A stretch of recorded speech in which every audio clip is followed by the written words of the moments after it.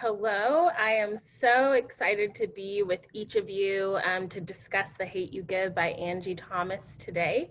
I'm actually thrilled that we got to take a take two because that means we can have deeper and richer conversation. And so I'm going to start out by introducing our wonderful panelists. We have Chuck Collins. So Chuck is the executive director of the Southeast Georgetown Community Council. He has lived in Georgetown since 2001. Previously, he served 10 years in the U.S. Air Force and then earned a degree in Management Information Systems from Texas A&M Corpus Christi. He has worked for British Petroleum, PricewaterhouseCoopers, IBM, and General Motors. He believes in neighbors coming together to help each other and build a community all can be proud of. I'm so excited you're here, Chuck. Thank you. Thank you.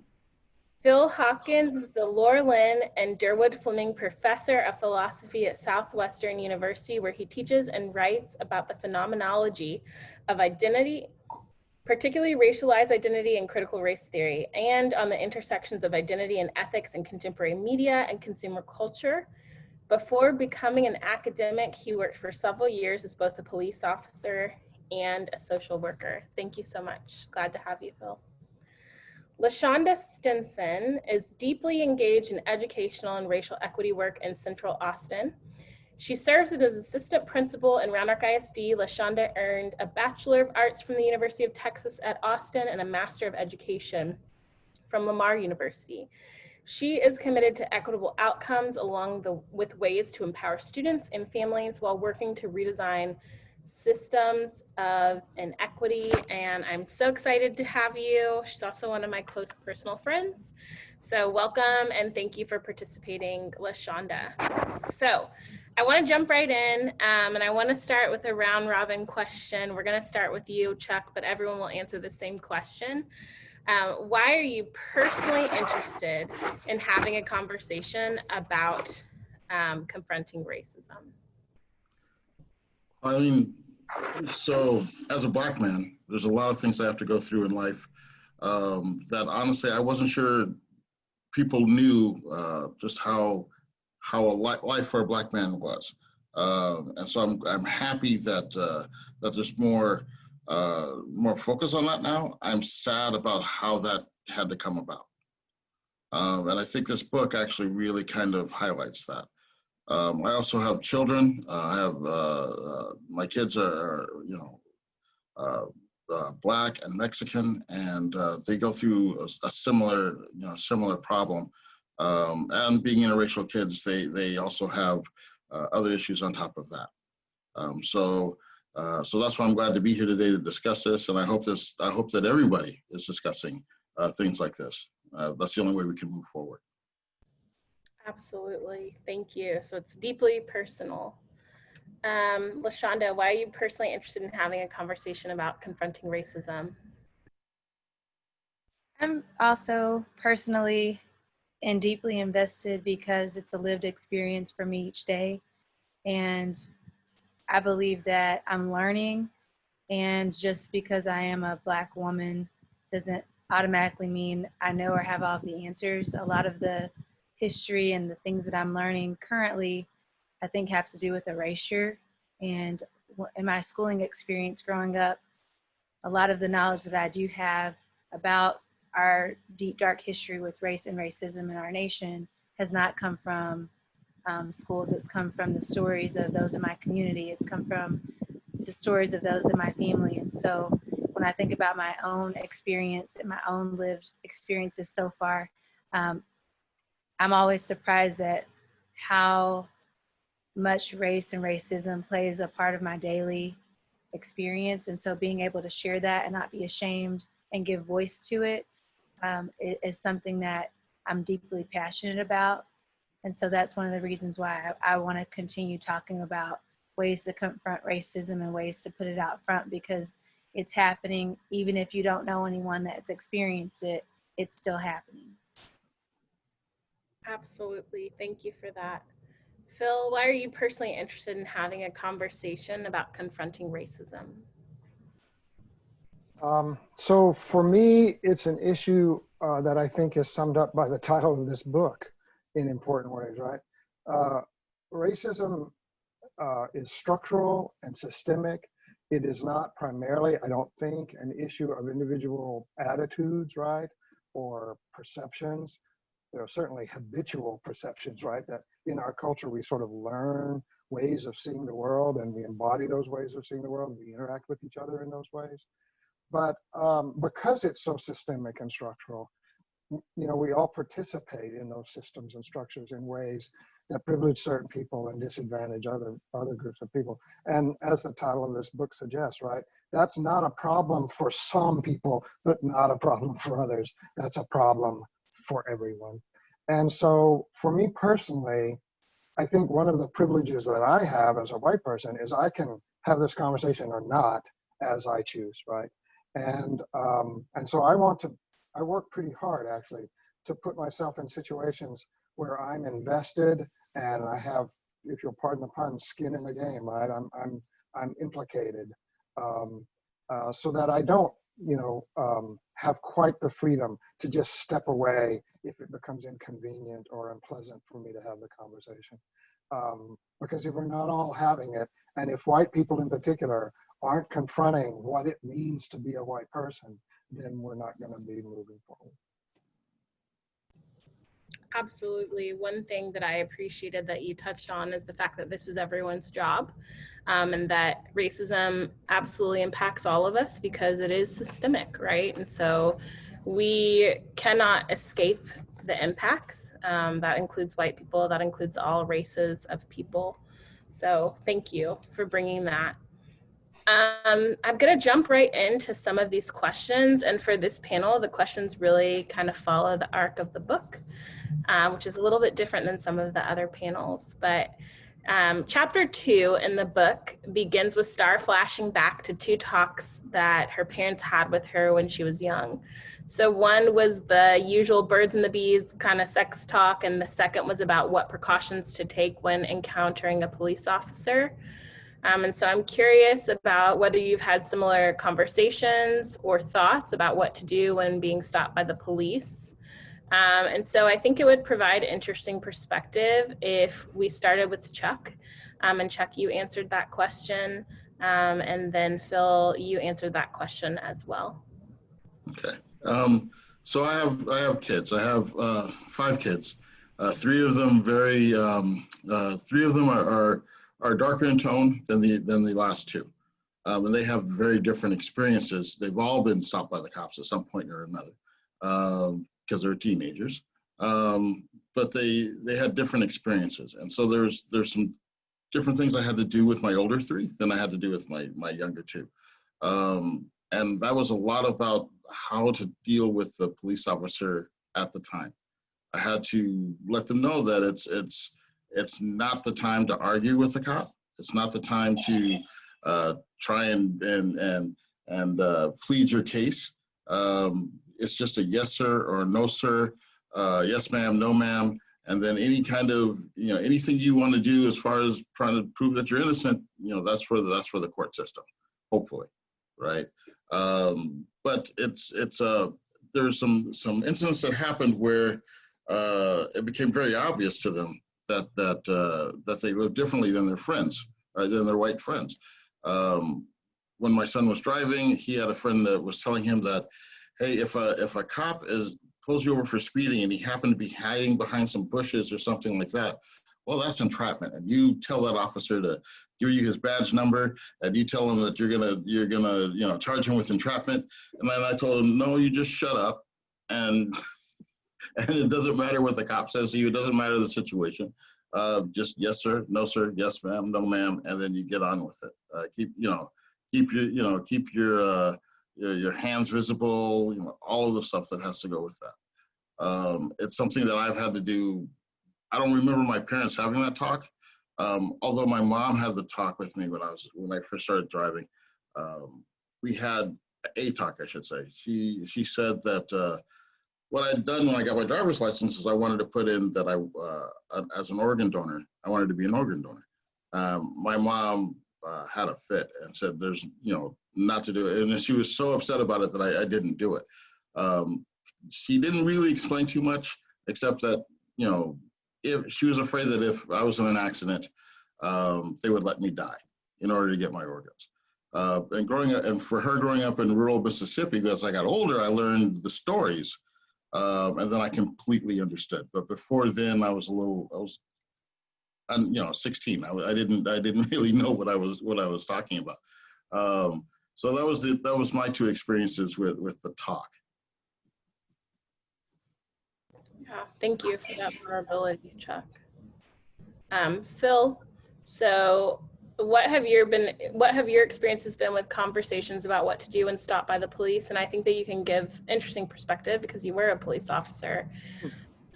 Yeah, so because of that, right, because of being a police officer, I have had those conversations, and they're largely the same conversation that Big Mad had the star in the book, right? And that Chuck just talked about, right? Be polite, do what you're told to do what you're asked to do, right? Don't argue, just get through it, right? And I kind of want to talk about why I had that conversation at a more sort of structural level, right? I think that from my experience as a police officer, the primary function of policing is to control, right? And you might argue that to segregate, right, and keep segregated is a part of that function as well, but it's certainly to control. And in my own experience, it seems to me that the reason a situation or an interaction with police officers would go bad, would become problematic quicker than anything else is when a police officer feels like that police officer is losing control, right? And so if you're not doing what that police officer is saying, then situation after situation, I've seen the circumstances escalate way beyond where it makes sense for them to escalate, simply because that officer is trying to get control back, maybe even if the officer doesn't need it.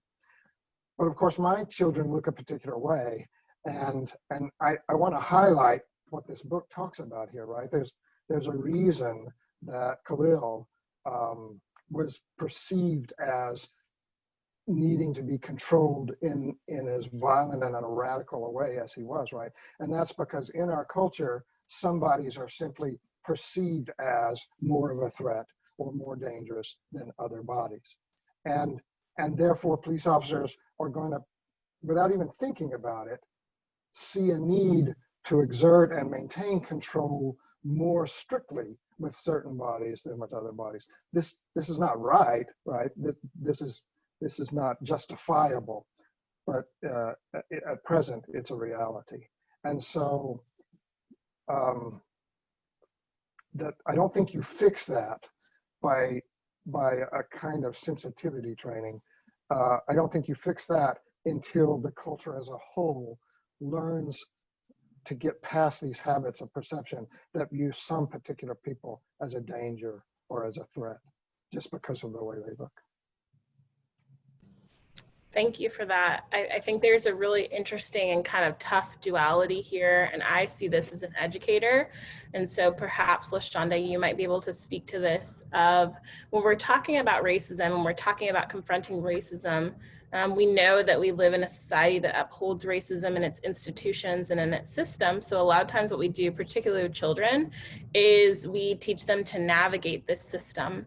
And Paul Gorski is an equity leader and a scholar. And one thing that he has these 10 principles of equity literacy. And one of those principles is fix injustice, not kids. And I understand it, and I like that principle. And there seem to be situations where it's like life and death, right? Even though it's not fair, it's life and death. But that's something that I really think about my practice of an educator when I want to tell my students, like, you know that you can't behave this way because you're Black and because the system doesn't allow for it, how I'm being complicit in racism and what I really need to do to address a system that unfairly and disproportionately impacts Black and brown students. And so LaShonda, can you talk about maybe that duality a little bit, and if you have any thoughts as an assistant principal, what you think we can do to address systems? Absolutely. So when I think of it, I think of a couple of things when we say fix the injustice and not fix people. When I think about the classroom setting in general, and now we've moved virtual, there's this assumption right now that when people have their screens off or they have the lens closed, that they aren't working hard, that they aren't engaged.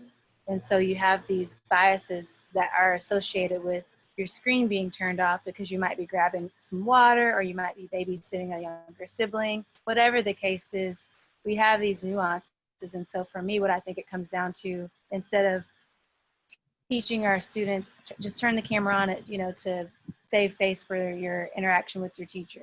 Why not shift it and hold our educators and our system accountable for the various circumstances that different people might encounter and engage with? And so what I'm finding in my administrative walk, the duality is, are you going to speak up, or are you going to not necessarily be quiet, but just do enough to get by, and instead of really advocating on behalf of the students that are marginalized, or that their home situations and their home lives do not mirror that of what we consider the norm. And so there was a situation about 2 months ago with an image that our district had put out on behalf of every single school.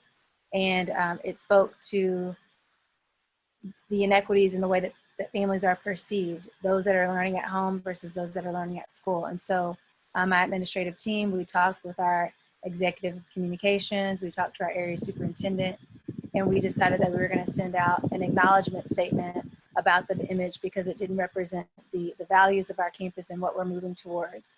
And so no other campus spoke up about it, and no other campus made the acknowledgement. And there is even conversation of, if you want to advance in this role, or if you want to advance, don't shake the boat too much or speak up too much, because that advancement may not be there. And so I think for myself personally, I have to make sure that I'm having critical conversations about race and racism, but also walk and get out. And so if that means that I'm not able to advance, or I'm not able to get an opportunity, then that is not the place for me. And I think that it takes a lot of confidence and secureness in yourself, and knowing that if you're making good trouble and it's going to be beneficial to some of the students that are marginalized or their families, then that is a good thing. And there sometimes are people who don't want to say, or don't want to speak up, or don't want to shift the system. They want to give people what they need to tolerate it and navigate through, because it might personally impact their advancement. And so that's not really my concern, but I see it so often, you know, around the people that I work with. Absolutely. Thank you for that beautiful answer. The next question actually I do have is for you. At the police station, after Star details the events leading up to the shooting, the detective shifts her focus to Khalil's past. And we see that a lot, and we've seen that with George Floyd and various people, where instead of talking about the brutality, the police brutality, the murder, we want to talk about, you know, whether that person was worthy of living, or whether they were worthy of a life and a death better than the final moments of their lives. Why do you think the detective did this? So discuss Star's reaction to this bait that the detective gave. As I was reading this moment, I just think about how often Star said things in her mind, but then she gave voice in this moment to her friend's experience. And I think that the officer focused on Khalil because I wonder if acknowledging what Officer 115 did meant that he was, you know, calling out his system and calling out that there are some discrepancies in the way that the officer pulled him over. So why not focus on this young man who was murdered and the events leading up to it, instead of really taking and shining a light on the system and the practices that the officer used to pull them over. And so I think that the idea is that they're supposed to protect and serve, but it's like, protect and serve to whom? Because in this moment, as Star is giving her her testimonial of what happened, and they're talking about Khalil, ultimately the one that was protected and served in that moment was the officer, because the conversation was strictly on the background of Khalil. And often we see our media portraying and putting the person that was murdered or at harm, they're the ones that are on trial, versus really focusing on the system the practices and the events that were on behalf of, in this particular book, the Officer 115, and the impact there. So I just found that really interesting. Absolutely. And Phil, LaShonda brought up something that I would really like to kind of throw your way, because I think at this point we can really pinpoint the problem, right? The problem is racism. The problem is bias, both implicit and explicit, that causes us to see Black bodies as threatening, whether that's in school with the adultification of Black children, both male and female, or whether that's out in the criminal justice system. I think about just several cases where children were looked at as adult or threatening or scary. But one thing LaShonda said was, you know, instead of calling out the system, this officer shifted the attention. Do you have any thoughts about how people that work in these systems might call out the system? This is something that I think about as an educator frequently. But as someone who has a background in both social work and policing, what do you think, or do you have any thoughts on ways that? That's a very good question. And LaShonda raises her analysis is very sharp and on point, right? The danger that the detective may have been experiencing, right, was a danger of recognizing his own complicity in a system, right, that is achieving inappropriate outcomes. So that's a good question. Yeah, two things come to mind. First, sort of, it is inherent in racism that you reduce the other to a stereotype, right? And so there's a deep irony, a deep double standard here that we see in this particular case in the book, but that we see over and over again, right? Where somebody gets hurt by a police officer, and then immediately we look for something in their past, right? That would be, you know, that we could call out as criminal in some way whatsoever. And the attitude there seems to be, see, this person did something bad once, therefore they cannot be a good person. The double standard is the situation we're in right now is where a police officer has done something very violent, right, and potentially criminal. But the way that's usually approached is this officer is a good person. He's risking his life for your safety. Therefore, this can't have been something bad that he did, right? So the victim is usually, we point to something bad they did and we say they can't be good. We point to the officer and say they are good, so this can't be bad. And of course, that's a formula for catastrophe, right? You asked explicitly, what can officers do to call out this, right, or interact with this? And in my experience, I think one of the most important things for officers to do is to get over this idea that there are some bad apples. I call it the bad apple theory, right? That most police officers are just good people trying to do their job well. And I'm not going to argue against that. I think that that's what I wanted to do when I was a police officer. I wanted to be a good person. I wanted to hold on to my humanity. I wanted to help people. I wanted to do a job well.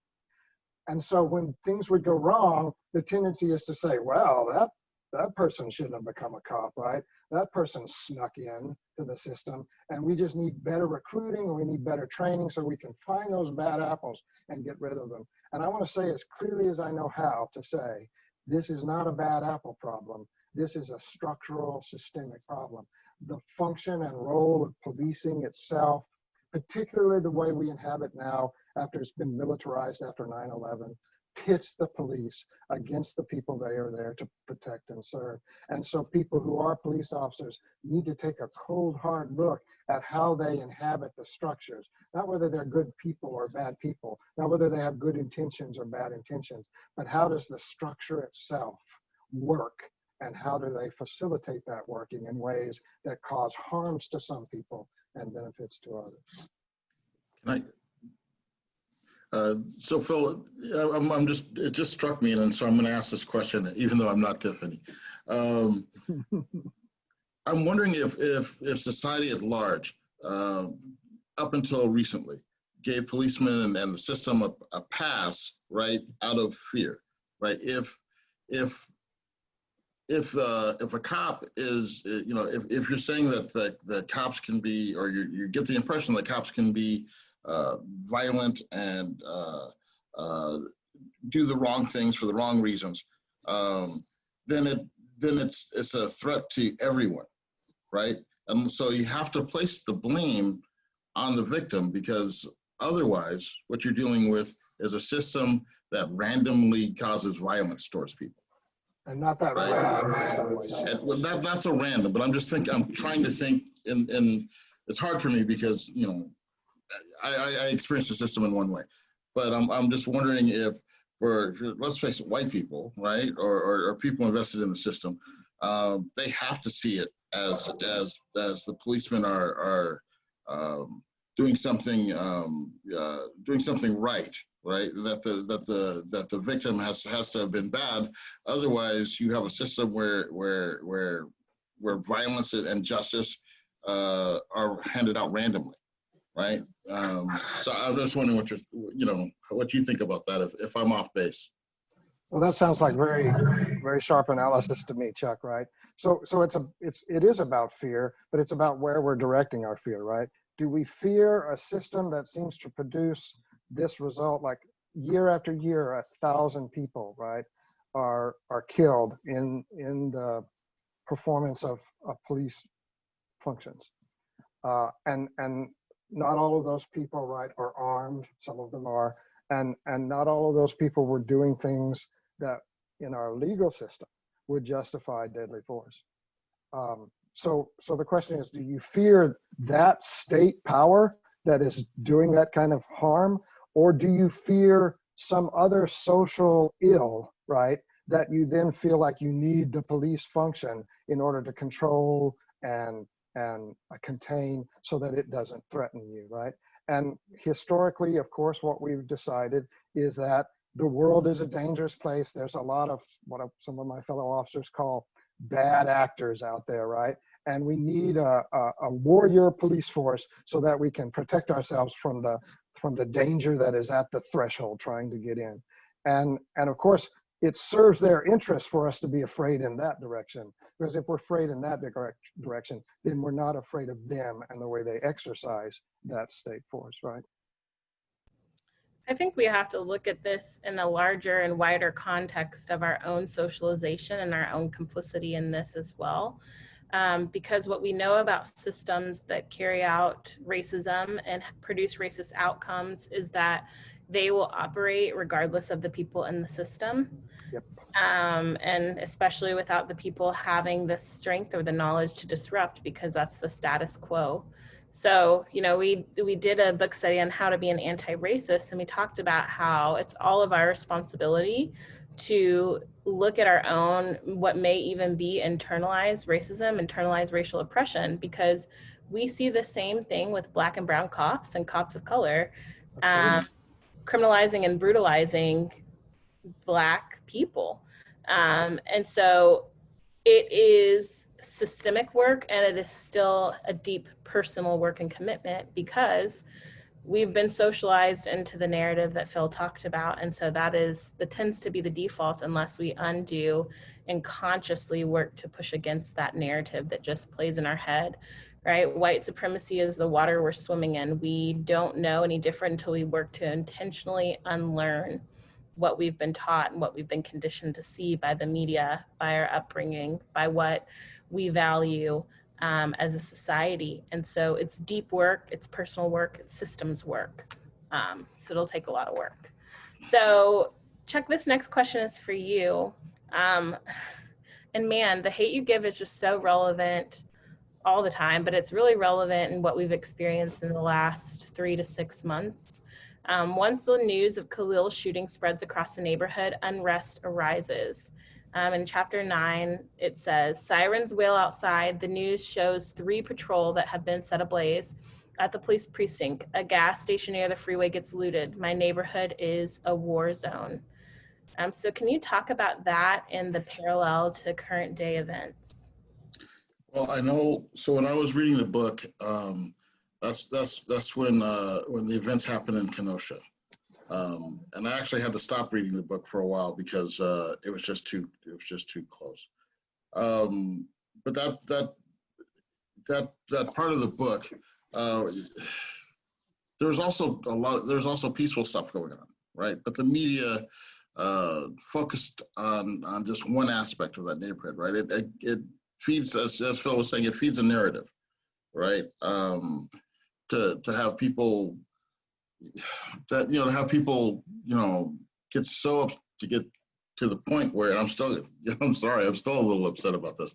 Where I'm going with this is it's not, people see the violence that erupts, right? And it's like, oh, this one incident happened and then they set their neighborhood on fire, right? Instead of, no, this is years and years of things popping up, years and years of things being suppressed, years and years of things going wrong and being ignored. And at some point, how do you, to kind of paraphrase the Bible, after a while, you're going to run out of cheeks, right? And if no one's listening to you when you're doing things, the quote unquote right way, what do you have left, right? As humans that are being suppressed and objectified and just made their lives being made to basically not to be counted on or not to exist in a larger society. At what point do you stop being nice, right? I think that's what the question was raised in the book.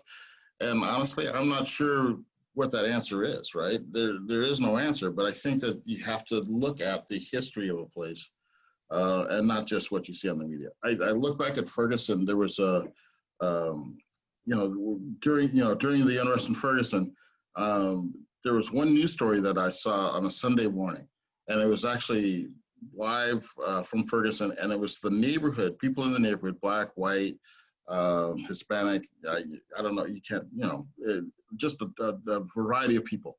And what they were doing was sweeping up the sidewalks and bordering up the businesses that were their businesses, that were in their neighborhood, right? And that got all of maybe 10 seconds of news time, right? As opposed to what happened the night before, right? So I think we don't look at things historically, and we don't look at things holistically, again, because it serves the interest of certain people. Right.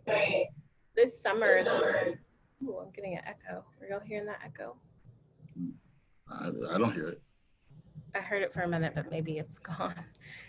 There was this video that made its rounds on Facebook of a Black woman, and she was very angry, and she was saying, we keep trying to play this game, and every time we play the game, the rules change and the social contract is broken.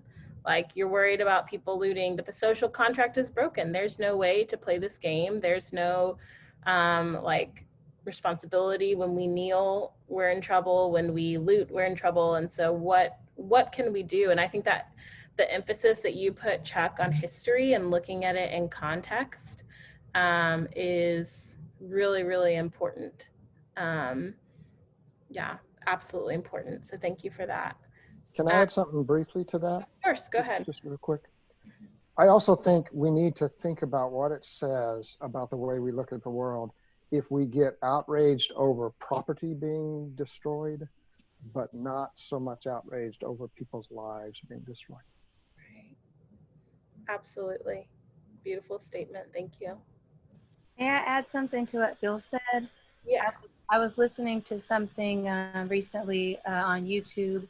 There was a professor that was speaking about that, but it was in relation to like tone of voice versus like the actual lived racism experiences that Black, Indigenous people, or brown people go through, and how the outrage sometimes, like you said, is over these temporary things. Like I would hope that if a person has property, that it's insured, that we have systems in place that they could replace those items or something of that. It wouldn't take away the harm and the fear of having it happen. But when you talk about the parallel of a life being lost or racism that these particular people are experiencing, the disconnect is so disheartening for me at times. And the shock always comes up because it's like, we have a whole person that's gone through, this injustice, where is the line drawn? And so it made me think of that YouTube video.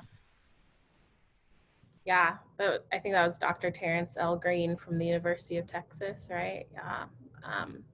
It was deeply impactful to hear based on his lived experience as a Black man as well, for sure. So LaShonda, this kind of feeds into the next question.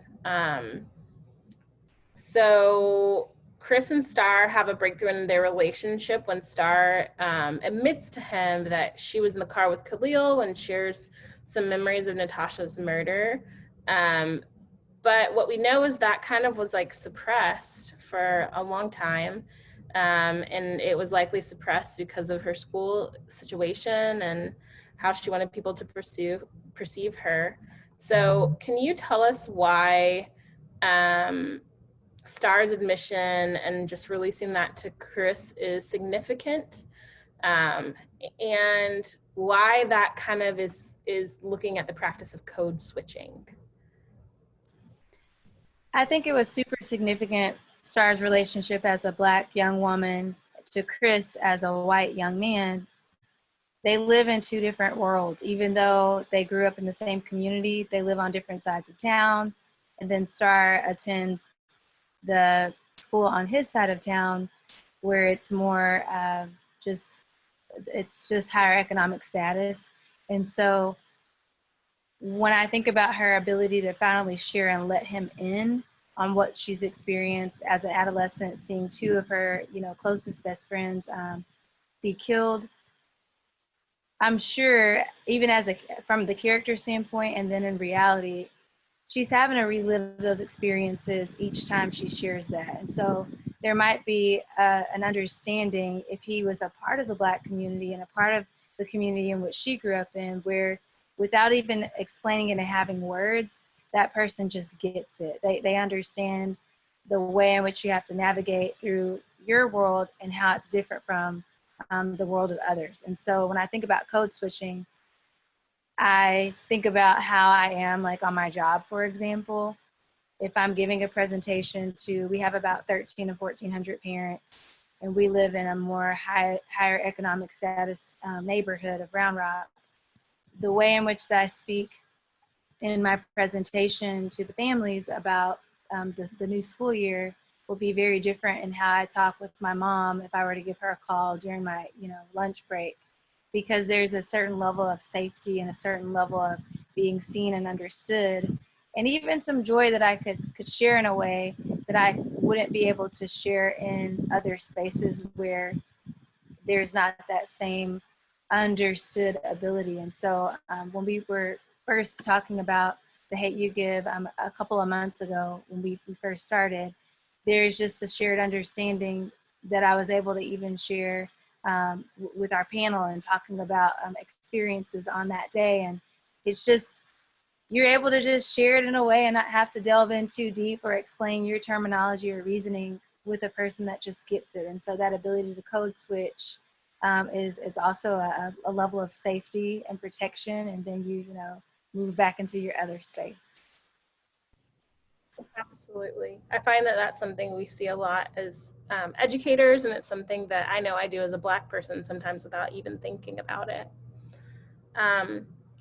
So how and why does the neighborhood react to the grand jury's decision in chapter 23? How does Star use her voice as a weapon, and why does she feel it's vital that she does? Chuck, let's start that with you. Well, it's been a couple months, but I think with when Star finally gets to use her voice, because a lot of times in the book she was quiet, right? She was going through a lot of things internally, but not externally, right? And she didn't know what her weapon was, right? And it turned out, and it's a theme throughout the book that her real weapon is her voice, right? So when she got a chance to say the truth in the grand jury and stand up to the fear that she had in herself, to do what she needed to do for her friend and for her neighborhood and for her society. I don't know, I just like that part of the book a lot. And yeah, I'm sorry. Can you ask the question one more time? I think I wandered off. You're good. Like, get back. It talks about Star using her voice as a weapon when the neighborhood reacts to the grand jury's decision. Why does she feel, or why do you think she feels that it's vital that she uses her voice as a weapon? So I think you're talking about the scene where she's I'm sorry, I was talking about the scene where she's in the actual grand jury. But you're talking about when she's on top of the vehicle with the bullhorn. Yes. Okay. All right, that's why I was wandering around a bit. So I think it's important because otherwise I think that it was going to be the same. What she was looking at being the same action reaction that had been going on just before, and so having her voice, having her be able to stop and say, no, that's enough, basically, right?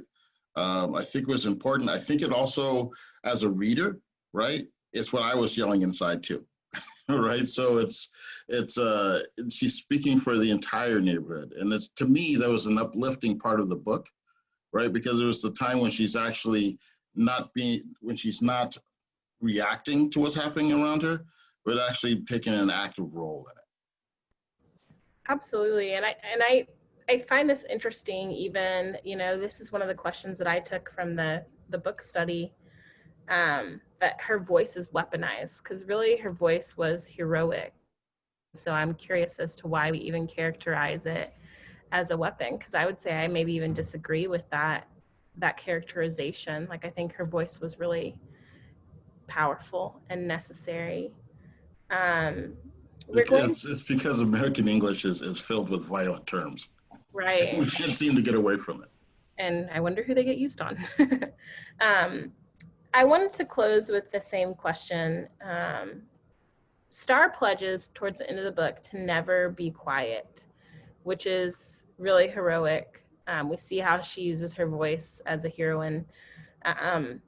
After reading this book, how can you use your voice to promote and advance social justice? And really, I would love for this to be made personal, local, and immediate. We all live in Georgetown or in the surrounding area. So how do you specifically use your plan to advance social justice in your context? So Phil, let's start with you. Sorry, I muted myself for a minute there. Yeah, so I think the way I look at this is connected to the question you just asked Chuck and to Chuck's answer, right? I think one of the things we mean when we say racism is structural is that we have constructed and configured spaces where certain voices are allowed to speak and have power and have authority, and other voices are not, right? And so I think one of the things that you have to do to break that system down is, sure, it would be great to sort of have people in general make room for the voices that don't usually count, right, or get to speak their lived experience. But then I don't think you can wait for people to make room. Those voices, like Star's voice, right, just need to sort of step into those spaces where maybe they're not even welcome, right, and where the story is completely different than what they have to say, than their truth from their lived experience, and vocalize it and say it, right. So I think that's critically important. And so from my perspective, that's I think one of the primary things that I can do, right? Because I look the way I look, because I have the credentials that I have a kind of authority so that when I speak, I can expect to be listened to. I can expect to be heard. And that means that I need to use that expectation of being heard to say things that maybe are hard for people to hear, or to amplify things that people have been saying for a long time, but because of the way they looked, right, they weren't being listened to. And then I think I need to use my voice to just like create that space by not talking sometimes and giving that floor over to people who look different and who have a different lived experience and can tell me about a very different reality that I need to know about and that I need to listen to. I do that in my classes, but I do that more and more just in the larger community and in the work that I do down in Austin as well, which we don't really have time to go into. So I'll let that be my answer. Thank you. I love that acknowledgement that sometimes the most effective use of one's voice is not using it and kind of passing the mic to other people. And I think that that's important, and that this work is nuanced and difficult to venture through. So I appreciate that acknowledgement. Chuck, how do you plan to use your voice to advance the cause of racial and social justice in Georgetown and throughout any community that you may be a part of? Well, in a way, it's a little bit easier for me now because I'm an executive director for Southeast Georgetown Community Council. So it's a nonprofit. And so we're able to put voice and money, honestly, to some things. And one of the things we're doing, and this is, I don't want this to be a commercial, but one of the things we're doing is Why Can't We Be Friends? It's a webinar series that me and a friend of mine, Larry Coburn, kind of talked and thought about how can we make things better in Georgetown. And so what we're thinking is, Larry being a Jewish gentleman and me being Black, of course, we kind of thought, well, why are we friends, right? And the reason why we're friends is because we know each other's stories, right? We know we can hear each other's point of view, right? And so, not that we agree on everything, and not that we know everything about each other, but it's enough, right, to form a friendship. And we thought, well, how do you make that something that everybody can share, right? So we put on this webinar where we get a panel of people who come from marginalized communities. The last one was Ask a Black Dude, where it's just normal folks just talking about their experience, and they get anonymous questions from the audience, and that continues the conversation, right? So that's what I'm doing professionally. Personally, I do not like public speaking at all, or confrontation. And my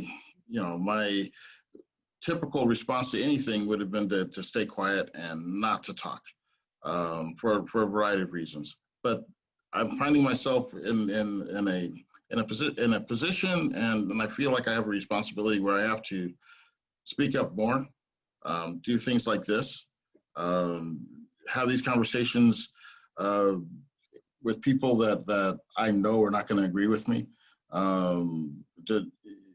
just to kind of be out there and keep this conversation going, because I would hate for what happened in other places to happen in Georgetown. It's bad for everybody, or it's Central Texas, but I would not like this to happen at all again anywhere.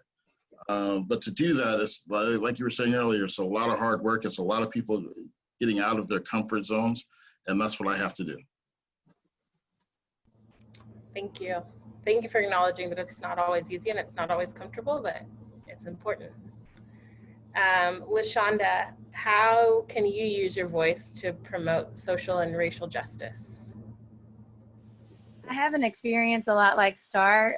I noticed throughout the book she would have very in-depth thoughts, but she'd keep them in her head. And then you'd have these moments where she would use her voice throughout the book, where she'd speak up. And when she spoke up, it was heard, it was loud, it was felt. And through my journey of just life, there are many times that I've had thoughts and ideas about things, but I'm a processor, and it might take me a little bit of time. But where I'm at now in my life, I just believe that whenever I have the opportunity to be at a table, I'm comfortable with the uncomfort of being the only one that asks questions or speak up about something.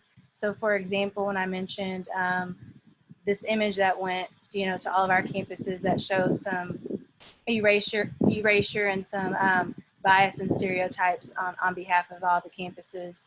I was one of the only ones besides my team that spoke up about it. And then recently we have an equity task force that's going to be given some social workers, or, well, actually, I know that we got money towards social workers. Maybe they're not together in the same umbrella, but we met ours this week. And so we all went around and asked questions, and no one asked a question about this person's background on racial and educational equity and their understanding of what social justice meant.